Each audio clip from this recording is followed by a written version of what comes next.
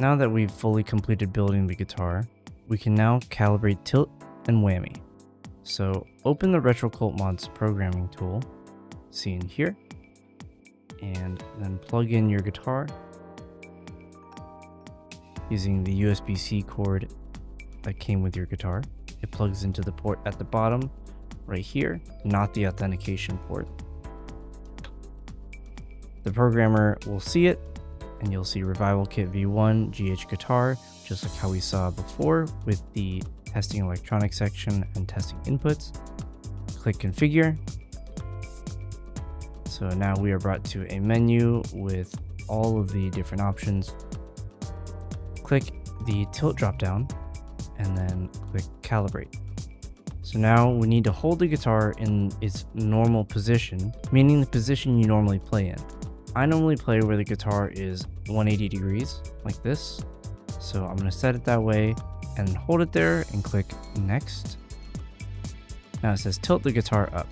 So we'll tilt it up to where we want to activate at. So it's a little bit higher, but more like 45 degrees. Click next. And that's it. So you'll see that the top bar is the calibrated value, and then the bottom bar is the original value. The calibrated value is what the game sees, and the original value is what the guitar tells the program. So you can see that I'm going way over the tilt value, and the second bar goes beyond that green, but nothing changes about the calibrated value. That is exactly what we want to see. And if you have a lefty player, you can calibrate the same way, and your calibration will actually work the same way for lefty even when you flip it, as you can see.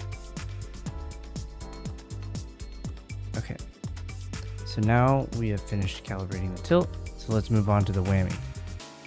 You can close this drop down by clicking the empty space and then go down to the whammy, click that, and then you'll see that there's, just like the tilt values, the calibrated value and original value. So let's click calibrate. It says release the whammy. So it is released. We have nothing pushing down on it. Click next. It says push the whammy all the way in. Okay, we'll push it all the way in. And then while holding it, click next. And then it says set dead zone. What the dead zone is the number that determines the threshold needed to begin activating the whammy. So let's push it down ever so slightly, maybe like 5 degrees, 10 degrees, and hold it there, click next. So now our whammy does not activate at all in resting position until we push down.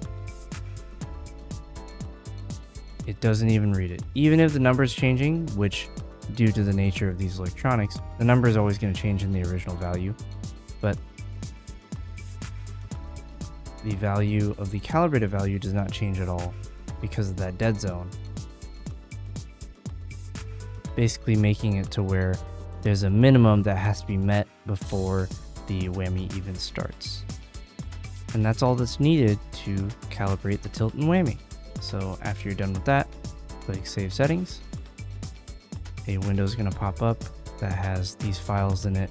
Don't worry about that. That is the programmer writing to the guitar, and it's going to disappear when it's done. You'll see status done 100%. That means it was done programming correctly. You can push in the whammy now, and you'll see that the values are correct. You can scroll up to the tilt and see that it is functioning properly.